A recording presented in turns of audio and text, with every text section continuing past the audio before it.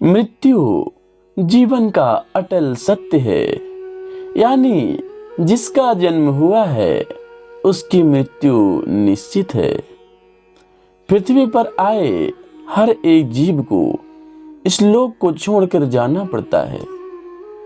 भगवान कृष्ण ने भी गीता उपदेश में आत्मा को लेकर कहा है कि शरीर नश्वर होता है और आत्मा अमर होती है, यानी मृत्यु के बाद शरीर भले ही नष्ट हो जाता है लेकिन आत्मा जीवित रहती है। अब प्रश्न यह है कि यदि आत्मा जीवित रहती है तो मृत्यु के बाद आत्मा का क्या होता है? इसका जवाब आपको हिंदू धर्म में महत्वपूर्ण और पवित्र ग्रंथ गरुड़ पुराण में जरूर मिलेगा। गरुड़ पुराण में भगवान विष्णु के वाहन पक्षीराज गरुड़ पूछते हैं, नारायण, मृत्यु के बाद आत्मा का क्या होता है और आत्मा कितने दिनों के बाद यमलोक पहुंचती है? गरुड़ के सवाल का जवाब देते हुए भगवान विष्णु कहते हैं कि मृत्यु के बाद जीवात्मा को यमलोक तक की यात्रा करने में पूरे 47 दिन लग जाते हैं। इन 47 दिनों के दौरान उसे कई तरह की यातनाओं का भी सामना करना पड़ता है। मृत्यु के पहले आपको ये संकेत मिलते हैं।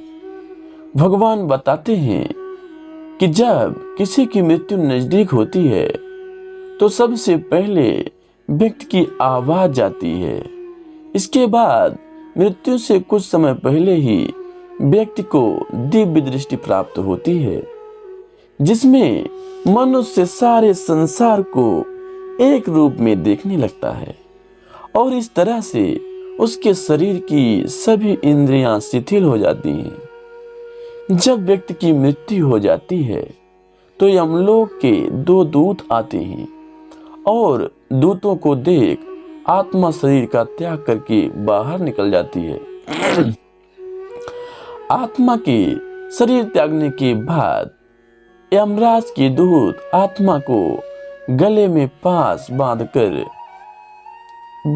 उसे यमलोक ले जाते हैं।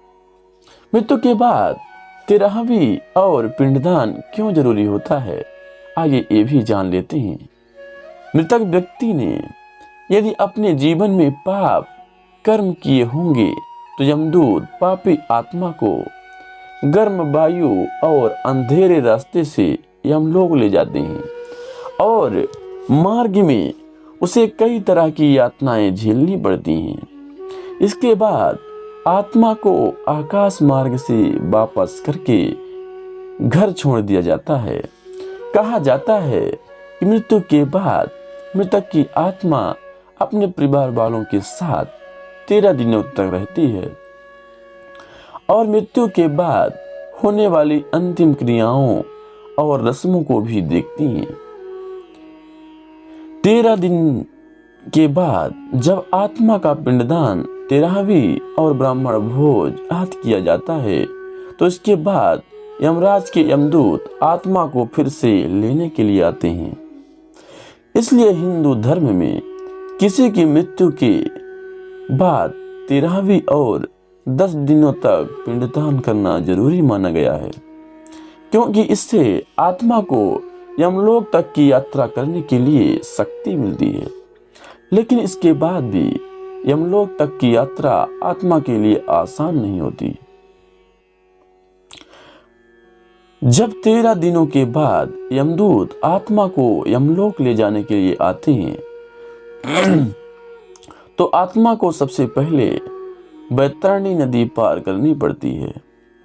इस नदी को गंगा नदी भी और रौद्र के रूप में भी माना जाता है। यह नदी लाल रंग की होती है क्योंकि इसमें आग की लपटें निकलती हैं। नदी पार करते हुए आत्मा को खतरनाक जीवों का दंश भी झेलना पड़ता है। इन नदी को पार करने में पूरे 47 दिनों का समय लगता है।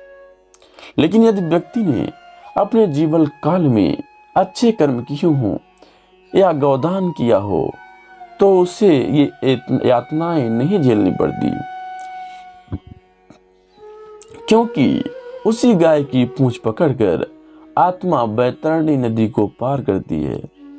बैतरणी नदी को पार करने के बाद जब आत्मा यमलोक में पहुंचती है तो यहाँ यमराज उसके कर्मों का लेखा जोखा करते हैं।